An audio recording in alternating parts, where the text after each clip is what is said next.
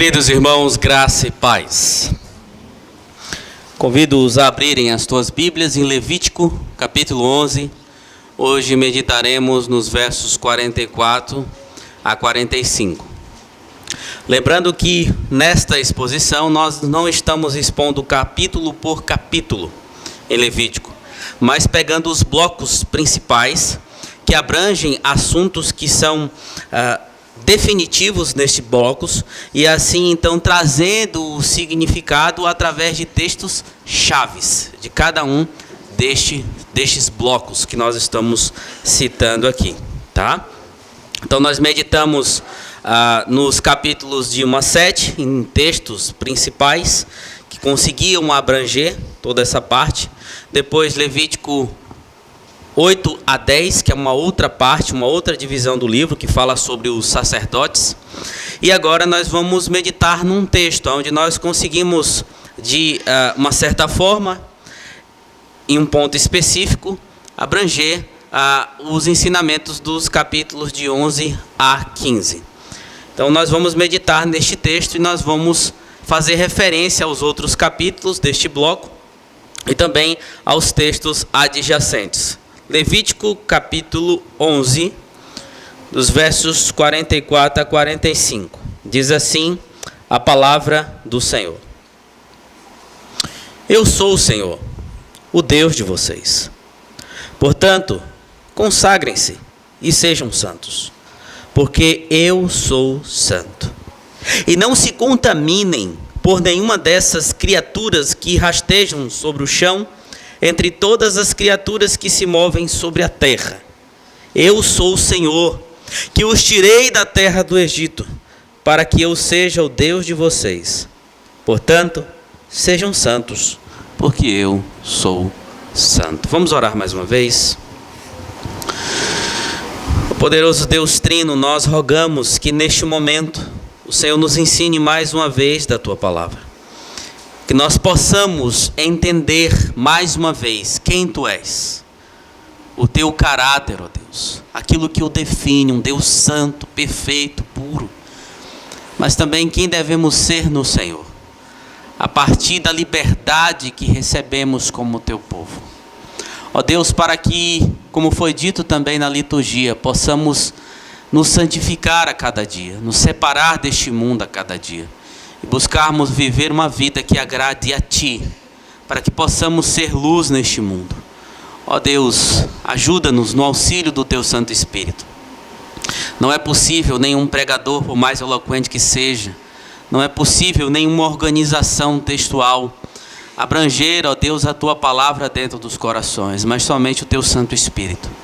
Portanto, ó Deus, assista-nos com esta graça e misericórdia, para que compreendamos mais uma vez a Tua palavra.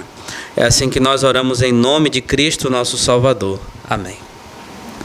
Irmãos, após o Senhor estabelecer o caminho de acesso a si mesmo por meio dos sacrifícios, conforme nós vimos nos capítulos de 1 a 7, e instituiu sacerdotes que ministrariam diante dele, conforme nós vimos nos capítulos de 8 a 10, como seria a ministração, a organização, a ação sacerdotal diante de Deus, a responsabilidade para com o culto ao Senhor, que inclusive fora ali manchado por Nadab e Abiú, mas o Senhor rapidamente trouxe justiça, porque eles ofereceram algo que foi estranho à presença do Senhor, não ordenado conforme a vontade do Senhor. Levítico do capítulo 11 ao 15, amplia os horizontes e mostra que a santidade não pertence apenas ao altar. A ideia dos sacrifícios, a ideia litúrgica através dos sacerdotes, mas alcança toda a vida do povo da aliança. Assim o Senhor ensina Israel nestes capítulos a discernir entre o puro e o impuro na alimentação, no corpo e nas realidades ordinárias da existência, lembrando-lhes continuamente que todo o povo de Israel pertence também a Ele, um Deus santo e puro. Ao caminharmos por essa seção do livro, então, aproximamos-nos do centro do livro de Levítico, que é o grande dia da expiação, conforme é possível ver no capítulo 16, que nós também iremos meditar. Contudo, antes que o ritual seja apresentado em sua plenitude, o Senhor já revela qual é o propósito mais profundo. Não meramente purificar o santuário por meio de cerimônias, mas o povo que reflita esse caráter santo do Deus que o chamou, do Deus que o libertou, do Deus que o separou para serem um povo peculiar neste mundo. E é neste contexto que ressoa a declaração deste texto que nós acabamos de ler. Levítico 11, de 44 a 45. Pois o Deus que tirou Israel do Egito chama de fato o seu povo a santificar-se, porque ele é santo. Assim o mandamento nasce da redenção. A libertação precede a exigência, e a graça funda a obediência. Portanto, esse texto nos conduz a esta verdade que provém, queridos, e dessa sagrada palavra do Senhor, e que nós também meditaremos nessa noite, que os que foram resgatados pelo Senhor são chamados a refletir a sua santidade. Aqueles que foram resgatados pelo Senhor são chamados a refletir a sua santidade. E a primeira coisa que é possível ver aqui no verso de número 44 é que a santidade se expressa na separação das contaminações. A santidade que o Senhor exige é aquela que se expressa na separação das contaminações. O verso 44, meus irmãos, é logicamente uma continuidade do que foi dito antes. Observem que o verso começa com a conjunção de causa, que introduz a razão, o fundamento daquilo que estava sendo ordenado desde antes. Até aqui, o Senhor tinha instruído o seu povo quanto ao que era puro e ao que era impuro, delineando os contornos de uma vida distinta entre as nações. E é feita uma distinção para isso entre animais que eram puros, propícios, ou impuros, impróprios para a alimentação. Então você vai ver aí uma lista de animais terrestres que eram proibidos, animais aquáticos, aves como por exemplo águia, abutre, corvo, dentre outros. Alguns insetos também que eram proibidos de serem comidos, outros que eram aptos a serem comidos. Répteis como lagartos, ratos e camaleões, ou seja, os animais que eram considerados imundos. E não apenas isso, eles não poderiam nem mesmo ter os seus cadáveres tocados, porque isso também geraria impureza no meio do povo de Deus. Aquele que tocasse num cadáver seria então impuro. Resumidamente, a proibição alimentar em Israel não era meramente higiênica, como muitos dizem, mas teológica. Tais restrições eram suficientes para, sim, o povo não ser contaminado por um breve tempo, mas não eram suficientes para justificar esse povo diante de Deus. Serviam para formar um povo diferenciado das outras nações. Por exemplo, evitando a assimilação religiosa e moral com os povos ao redor. Se vocês não sabem, os egípcios, os cananeus e outros povos do antigo Oriente Próximo, ou seja, aqueles que habitavam próximo de Israel, não apenas se alimentavam dos animais aqui proibidos, mas também os utilizavam em rituais para os seus deuses estranhos, para os seus deuses pagãos. Ou seja, ter o Senhor como seu Deus impunha obrigações específicas que afetavam até mesmo a alimentação. Assim, o povo hebreu cultivava obediência integral por meio da disciplina prática alimentar. Também, queridos, conforme nós podemos ver nos capítulos 12, 13, 14 e 15, por meio de rituais purificatórios exigidos depois de um parto, por exemplo, como é possível ver no capítulo de número 12, com respeito à lepra, como é possível ver dos capítulos 13 a 14, e corrimentos físicos de vários tipos, conforme é possível ver no capítulo de número 15. Então, o tema da pureza é extremamente importante nesta parte, dos capítulos 11 a 15, mas é uma ideia central também de todo o livro. Só nesses capítulos o termo impuro ou imundo é encontrado mais de 100 vezes. Em poucos capítulos esse esse termo, essa palavra, essa ideia é encontrada mais de 100 vezes como um sinal de alerta da separação que deveria haver entre o que era imundo e o que era limpo, conforme os versos 45 a 47. Mas o Senhor não apenas diz o que deve ser feito aqui no texto. Ele revela o porquê. Quando ele diz assim, eu sou o Senhor. O texto, verso 44, começa dessa maneira. O que ele está fazendo aqui? Ele está relembrando quem ele é, mas também o seu caráter. Ele é o Deus da aliança. O Deus dos antepassados, cujo nome é eterno, mas que também é santo. Assim ele se apresentou a Moisés para que fosse apresentado ao povo do Egito quando estava para libertá-los. É um Deus santo. A raiz do texto ou da palavra hebraica mais específica para a santidade, queridos, deriva aqui de um termo que significa cortar ou separar. Estabelecendo desde a própria origem do termo santo, da palavra santo, a ideia de fazer uma distinção. Um Senhor é um Deus santo porque ele é distinto de todos os outros que existiam. Deuses falsos. E a santidade de Deus possui duas dimensões. A transcendental, que revela a absoluta grandeza e leva o homem a reconhecer a sua pequenez. E a ética, que expressa a sua separação do pecado. Ao mesmo tempo, a sua perfeita excelência moral. O que as leis dos 10 mandamentos revelam? O que essas leis de Levítico revelam? Não eram apenas ordem, mas o caráter de quem estava falando. Um Deus santo, puro e diferenciado dos deuses que existiam no imaginário dos povos e das pessoas da época. Entendendo isso, fará sentido agora o indicativo que procede. Algo que é ancorado no próprio caráter de Deus. Eu sou o Senhor, o Deus de vocês, e vós vos santificarei. Apesar de não ser exatamente um imperativo aqui na língua hebraica, é uma forma verbal, queridos, que acaba tendo um valor de imperativo. É por isso que na tua Bíblia, NA, os demais aqui que tem NA, traduz dessa maneira. Portanto, consagrem-se, santifique-se. É a consequência natural. Vocês serão santos porque eu sou santo. O Deus que chama exige santidade e traz a ideia da certeza da santidade que o seu povo deve ter. Quando nós lembramos, eu sei que todos aqui já assistiram O Rei Leão, né? Um filme muito conhecido. Quando a gente lembra deste filme, você vai lembrar que após fugir e viver em um certo tempo de maneira despreocupada, Simba se esquece até de quem ele é. Fica lá com Timão e Pumba, vivendo uma vida de brincadeiras, comendo largata, comendo os bichinhos. Ele vive, mas não vive como rei.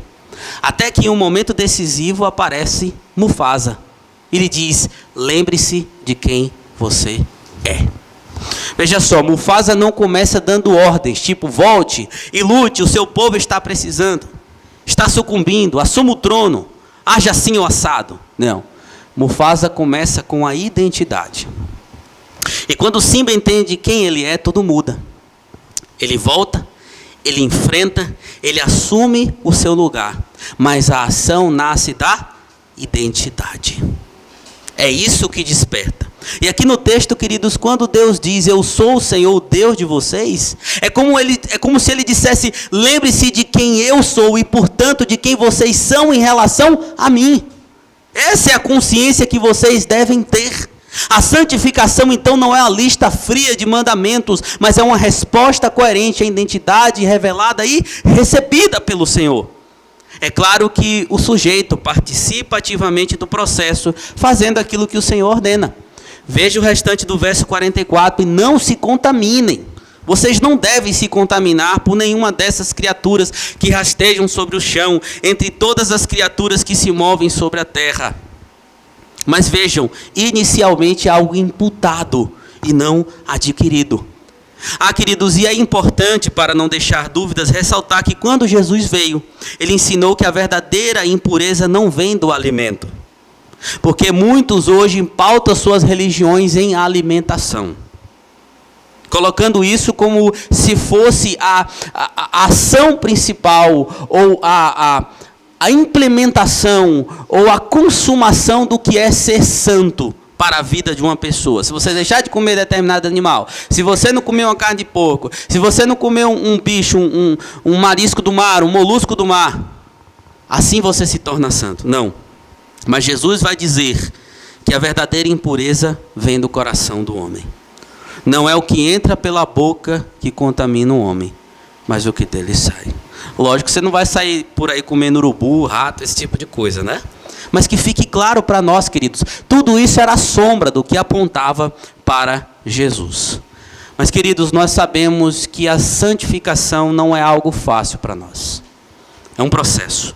Thomas Watson, puritano, disse que o caminho para o céu é uma obra suada.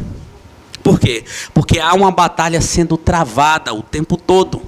A santificação é um processo de ruptura constante com aquilo que pode macular a nossa alma, trazer impureza à nossa vida. Mas a obra da santificação, felizmente, avançará naqueles que são filhos de Deus, servos de Deus, chamados por Ele. Por quê?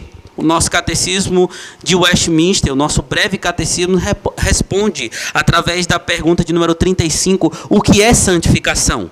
Santificação é a obra da livre graça de Deus, pela qual somos renovados em todo o nosso ser, segundo a imagem de Deus, habilitados a morrer cada vez mais para o pecado e a viver para a retidão.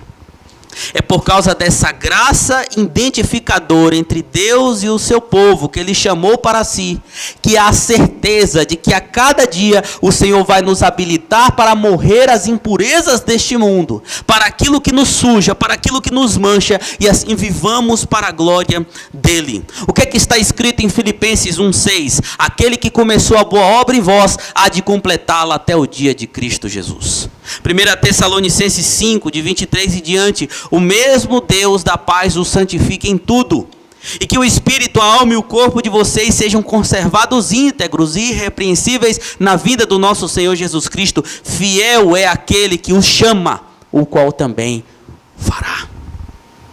Esse Deus que chama é por causa do caráter, da obra, da vontade desse Deus que podemos ter certeza da santificação, mas às vezes chegamos a duvidar quando nos deparamos com os nossos corações que se apaixonam facilmente pelas impurezas deste mundo. Tentações deste mundo, queridos, aquilo que sabemos que não podemos cobiçar, nem flertar e nem tocar. Aquilo que tenta nos fazer normalizar o amor sutil ao sistema corrompido deste mundo. Os valores moldados por uma cultura corrompida, seja na área da política, quanto nós estamos vendo hoje de pessoas que dizem ter a mentalidade cristã, mas lutam com unhas e dentes por políticos com pautas totalmente deturpadas, antibíblicas. Pessoas que já foram até condenadas por erros, por roubos, outro tipo de coisa, estão aí, mas são defendidas com unhas e dentes. A gente passa a normalizar esse tipo de coisa. Ou normalidade com afirmações antibíblicas. Nós vimos recentemente que um homem, um cara, assumiu a comissão das mulheres na Câmara dos Deputados. E para muitos, até mesmo que se dizem crentes, e você pode ver declarações acerca disso de pessoas que se dizem crentes na internet, parece que já é algo normal. É algo que não faz mais diferença. Porque estão se acostumando com aquilo que é antibíblico. E às vezes o nosso coração tende a se moldar com esse tipo de coisa estranha, que não faz sentido nenhum, que não é coerente com as Sagradas Escrituras. Nos adequamos a um ego inflado, a um senso de superioridade para com os nossos próximos, de autossuficiência. Eu posso, eu quero, eu faço, é do meu jeito. Há comparações constantes, não, porque eu sou melhor que fulano de tal, eu sou melhor que ciclano, eu sou melhor do que irmão Beltrano, minha família é melhor, tudo em mim é melhor. Às vezes o nosso coração fica pautado nessas coisas. ou talvez mesmo ansiedades e frustrações constantes que se tornam pecaminosas, invejas, ciúmes, fofocas. Ficamos presos a iras e ressentimentos. Mas também negamos uma santificação relacional e pactual, numa esfera de influência santa e separada para Deus, onde maridos devem santificar as esposas santificar os maridos, e os filhos serem santificados por meio dessas ações piedosas, conforme 1 Coríntios 7:14. Nós estamos abandonando aquilo que o Senhor requer por outro tipo de coisa, e assim travando esse processo de santificação no nosso coração, porque nos apaixonamos por tudo neste mundo, nos apegamos a coisas deste mundo que não valem nada, e deixamos o nosso coração se encher delas. Pois é, meus irmãos, o coração regenerado não é um jardim sem ervas daninhas, mas um campo onde agora há combate. Assim sentimos a luta da carne contra o espírito. Mas pastor, como é possível crer que ainda que lutemos contra tudo isso, que seremos de fato santificados? Afinal, é isso que nós acabamos de ler em alguns trechos. O Deus Santo que o chamou, o santificará. É justamente por causa de quem é este Deus. Esse Deus santo e puro veio também encarnado para expressar não apenas como Deus, mas homem, a verdadeira santidade. Cristo, nosso Senhor e Salvador, foi santo, puro, perfeito, maravilhoso. Como homem, ele passou por provações, por tentações, mas no poder do Espírito ele mostrou que sim, é possível homens serem levados à santidade, principalmente porque ele estabeleceu isso a morrer na cruz do Calvário e consumar todas as coisas. Paulo diz, queridos, lá em 1 Coríntios, que por iniciativa de Deus estamos em Cristo e fomos santificados no nome dele. É o nome dele que confere essa santidade a nós, é o sangue dele, é ele estar à nossa frente que confere isso a nós. Romanos diz, agora porém libertados do pecado, transformados em servos de Deus, o fruto que você escolhe é para a santificação. Porque o salário do pecado é a morte, mas o dom gratuito de Deus é a vida eterna em Cristo, nosso Senhor e Salvador. Cristo, meus amados irmãos, é aquele que nos santifica. É porque nós temos a Ele que a gente pode entender que às vezes nós damos um passo para trás por causa do nosso coração pecaminoso, mas o Senhor vai nos fazer perseverar. É por causa de Jesus, do Deus Santo, do Deus da aliança, num caráter santo que nos chamou para sermos santos. Mas não apenas isso, Ele provê o meio de santidade constante para isso na nossa vida. O que é que ele diz lá na sua oração sacerdotal em João capítulo 17? Santificai-os na verdade, a tua palavra é a verdade. Como é que o povo lá no deserto seria santificado? Obedecendo e vivendo pela palavra de Deus. Como é que nós, povo de hoje, somos santificados? Obedecendo e vivendo a palavra de Deus. O tempo passa, mas isso não muda. Viver em santidade é estar aos pés da palavra do Senhor. Mas tem uma outra coisa, queridos, que fica muito claro para nós neste texto, quando nós olhamos para o capítulo de número 45. Os que foram resgatados pelo Senhor são chamados à santidade. E essa santidade também é sustentada pela memória da libertação. É sustentada pela memória da libertação. Verso 45. Eu sou o Senhor, que os tirei da terra do Egito, para que eu seja o Deus de vocês. Portanto, sejam santos, porque eu sou santo. O motivo pelo qual o povo no deserto deveria refletir um estilo de obediência e santidade, deveria basear-se tanto na gratidão, como numa resposta à graciosa salvação de Deus. Vejam que o verso 45 começa com a mesma afirmação do verso anterior. Eu sou o Senhor. começa com a identidade divina, criando aqui uma moldura literária que fundamenta o imperativo de santidade. Essa expressão eu sou o Senhor aparece 52 vezes em Levítico. E começa a se intensificar a partir daqui, do capítulo de número 11. E ele diz que ele, o Senhor da aliança, o seu caráter, a sua identidade é que fez o povo subir do Egito. Este versículo volta a reiterar os atos do Senhor na libertação do Egito, que foram até mesmo profetizados em Gênesis 15, de 12 a 21. Não foi uma novidade. O Senhor já tinha dito a Abraão que o seu povo ficaria preso em um determinado tempo, até que a sua ira contra os amorreus se enchesse. E ele também libertaria o seu povo, o povo da descendência de Abraão. Agora observem que no Antigo Testamento, descer ao Egito muitas vezes não é apenas um movimento geográfico. Como se a gente dissesse assim, eu vou descer para Limeira, para Campinas, para Arthur Nogueira, não. Frequentemente carrega uma ideia de afastamento do lugar da promessa e da referência da aliança, aproximando de contextos de opressão ou assimilação entre os povos. Por exemplo, o Senhor disse a Abraão para que ele pudesse ir para Canaã e lá ficar. Porém, ele, temendo a fome que estava sobre aquele lugar, decidiu descer para o Egito. E quando chegou lá só foi problema, que quase gerou a morte dele. Então ele voltou. Quando nós observamos, por exemplo, Gênesis 37, 38 em diante, a gente vê essa mesma ideia de descer, que vai culminar no Egito. Então o texto hebraico apresenta essa ideia, mas em contraste, fazer subir do Egito torna-se uma linguagem de redenção e libertação, descrevendo a ação salvadora de Deus que tira o povo da servidão e os conduz novamente à esfera da aliança.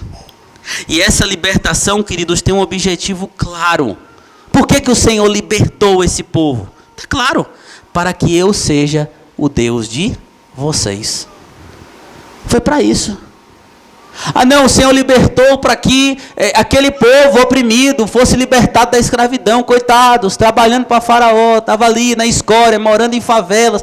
O Senhor decidiu ter misericórdia só para libertar esse povo. Não. Está muito claro o texto. Para que ele fosse o Deus desse povo. Lembrem-se da polarização de deuses que existiam no Egito. Eram vários.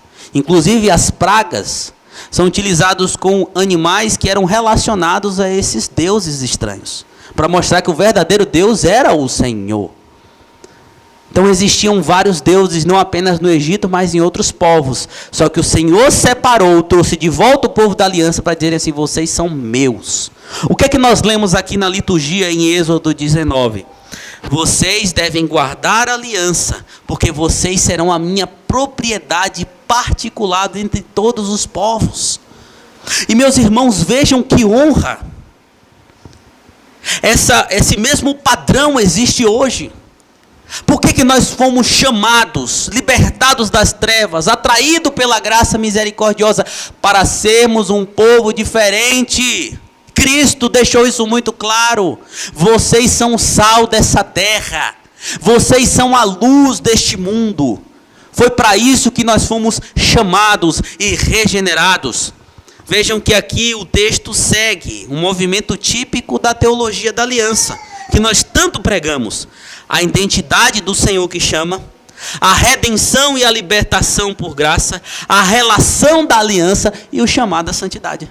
Não muda, o padrão é o mesmo no Antigo e no Novo Testamento. Meus irmãos, Deus nos libertou do império das trevas e nos transportou para o reino do Filho do seu amor. O Egito simbolizava aquilo que a alma do homem, de todos os homens existentes, o lugar onde a vida humana estava inserida, um lugar de escravidão, um lugar de trevas, um lugar de idolatria, mas o Senhor chama e nos transporta para outro reino, o reino do Filho do seu amor. E assim como vocês receberam Jesus, Paulo ainda diz em Colossenses, andai nele, radicados, edificados e confirmados na fé, como vocês foram instruídos. É para isso. Está muito claro nas Sagradas Escrituras. Devemos viver como um povo diferente, liberto em santidade. Me lembro de uma história onde o pastor estava pregando. Ele falou que havia alguns escravos sendo vendidos. E havia uma escrava no meio, já toda surrada, maltratada. De repente veio um homem, um benfeitor, e comprou aquela escrava. Ele deu a carta de alforria, cuidou dela e lhe deu a carta de alforria. Mas ao invés de querer estar liberta de qualquer senhor, ela quis devolver a carta. E quando questionada por que, já que ela havia recebido a liberdade, ela disse: porque a única coisa que eu sei ser é escrava. Mas quero servir a um Senhor que de fato me mostrou o que é liberdade. Nós não recebemos a liberdade em Cristo para vivermos uma vida de acordo com a nossa vontade. Na verdade, essa liberdade que o mundo tanto prega é uma ilusão. Não existe liberdade. Ou você é escravo do diabo, ou você é escravo do mundo, ou você é escravo de Cristo. A grande questão é, meus irmãos, que Cristo nos deu paz, amor, liberdade, compaixão, misericórdia, morreu por nós no Calvário. E faz algum outro sentido também, além do teológico, servir alguém que não seja um Senhor tão maravilhoso como Cristo Jesus? Não faz. Então o nosso coração, ele tem que todos os dias se render a esse Senhor que nos libertou. Isso é santificação também. É a verdade que nos edifica, a verdade recebida que nos transforma. E como ela faz isso? Ela muda o domínio, por exemplo, das nossas decisões diárias. Antes você vivia dominado pelos impulsos, pelo orgulho do pecado habitual. Agora, ao ser transportado para o reino de Cristo, você se pergunta: isso agrada ao meu Senhor? É interessante isso na nossa vida, né? O que a gente vai fazer, a gente se pergunta: isso agrada ao Senhor que me libertou e que me ama e que me chamou para a santidade? As suas prioridades, se você é crente, são reorganizadas. O reino de Cristo muda o centro da tua vida. Você passa a separar tempo para a palavra de Deus, para a oração, para a comunhão com seus irmãos de igreja, mesmo com a rotina cheia, porque Cristo se tornou o Senhor real da sua agenda também. E você passa a ter uma nova relação com o pecado, porque quem foi libertado do império das trevas não trata o pecado como um amigo íntimo, mas apenas como um acidente. Ele não quer voltar para as cadeias do pecado. E o pecado é apenas um acidente, mas odeia o pecado. Hoje pela manhã nós estávamos conversando sobre isso, né? Todo crente de verdade, pelo menos uma vez na vida já teve aquele desejo: seria bom se eu conseguisse sentir o que é não pecar pelo menos por um dia. Eu anseio pelo dia. Muitas vezes a gente pensa assim: quando não haverá mais pecado no meu ser. Essa luta que ao mesmo tempo que me aflige, me mostra que em Cristo eu estou vivo. E as nossas prioridades são reorganizadas em Jesus. Mas existe uma outra observação muito importante, queridos. Graça salvadora precede a entrega da lei. A lei de Deus simplesmente estabeleceu como um povo grato deveria viver em resposta ao amor salvador recebido. O povo é liberto para serem santos. E a lei não é um fardo indesejado, imposto simplesmente cruelmente, como os outros deuses do imaginário humano faziam. Façam isso para mim e pronto. Mas uma marca da graça divina operando no meio do povo de Deus. Como é que nós sabemos disso? Salmo 119, 105. Lâmpada para os meus pés é a tua palavra e luz para os meus caminhos. Em Cristo, meus irmãos, A lei que antes nos condenava e nos mostrava que éramos incapazes de chegar até Deus, hoje nos conduz graciosamente. Mas pastor, às vezes, como a gente já viu aqui, a gente negligencia essa lei, mas essa mesma lei nos coloca de pé no agir do Espírito e nos leva a viver uma glória da nossa vida que glorifique também ao Deus Todo-Poderoso. Nos leva a viver de maneira que essa lei agora para nós é prazerosa.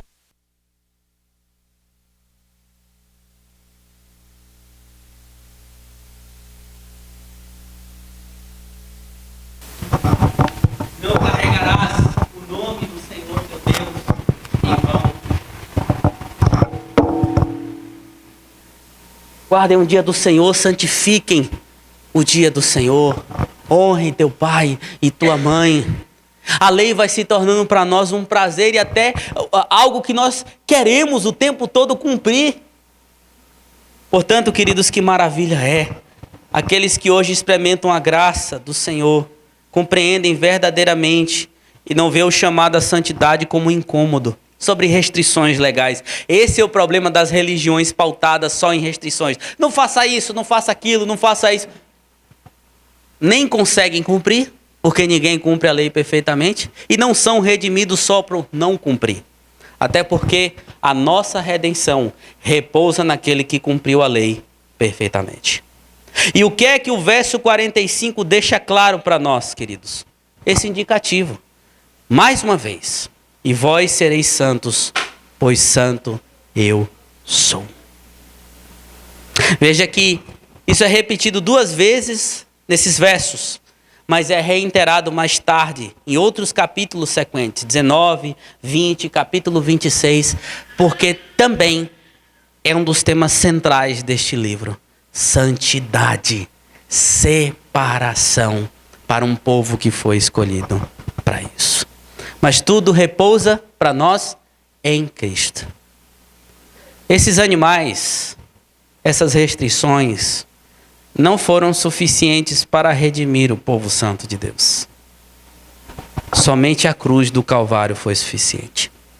Cristo morreu pelos que vieram antes e os que vieram e virão depois. Tudo repousa sobre a sua cruz e sobre o seu caráter. É por isso que nós vamos cantar um canto congregacional que fala justamente esta verdade.